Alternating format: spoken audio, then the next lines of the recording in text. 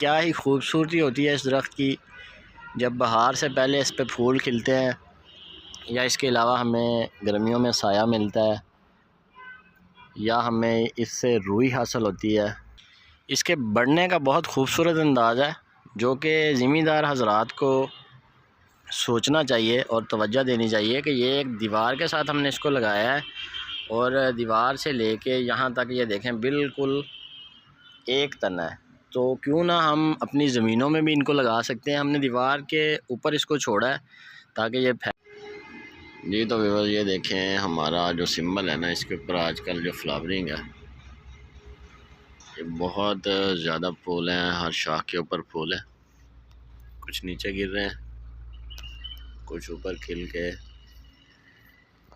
इनका बीज बनेगा, रुई बनेगी।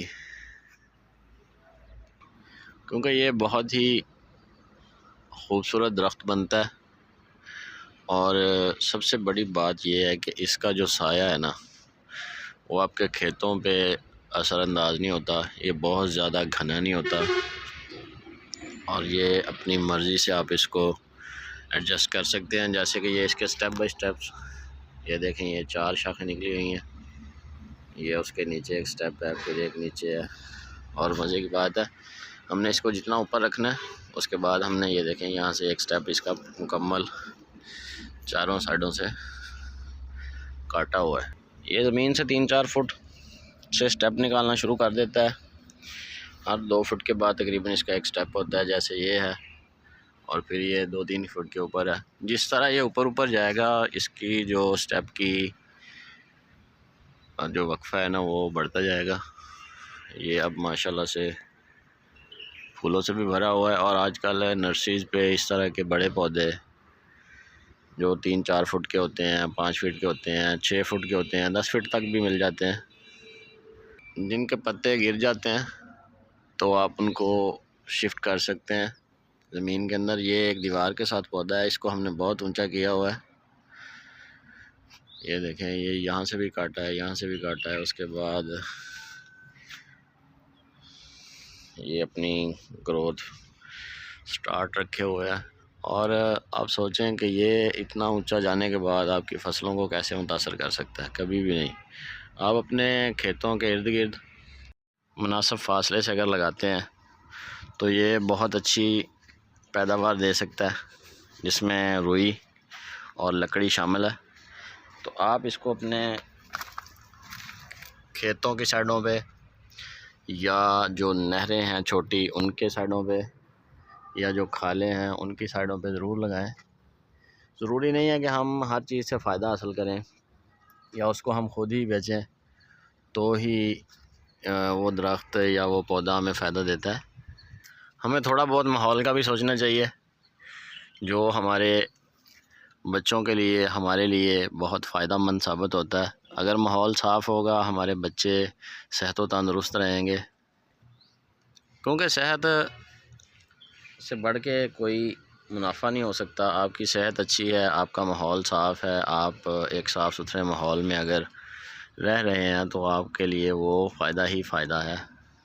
ये इसको देखें, हमने बिल्कुल वो ऊपर वाला हिस्सा छोड़ा है, बाकी इसको ख़ाली कर दिया था। अब ये जैसे ही गर्मी स्टार्ट होएगी तो ये दोबारा से फूटना शुरू कर देगा। ये यहाँ से हमने इसको काटा था, ये देखें ये निशान अभी बाकी हैं। तो इसी तरह से आप भी अपने खेतों की साइडों पे, ज़मीनों में आप इसकी फार्मिंग कर सकते हैं मुनासिब देखभाल के साथ। तो ये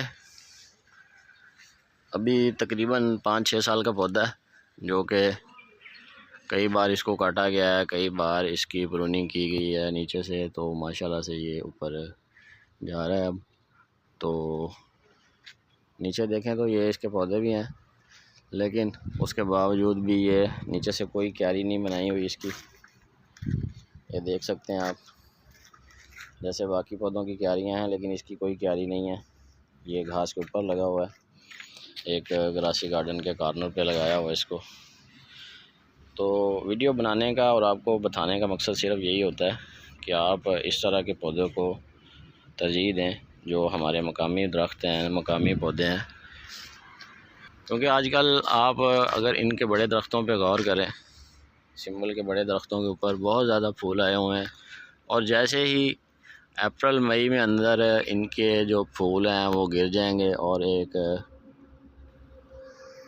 घना सायादार दरख्त आपको देखने को मिलेगा। इसके अलावा इससे आप रुई हासिल कर सकते हैं, बीज हासिल कर सकते हैं, और उन बीजों से आप मज़ीद पौधे तैयार कर सकते हैं।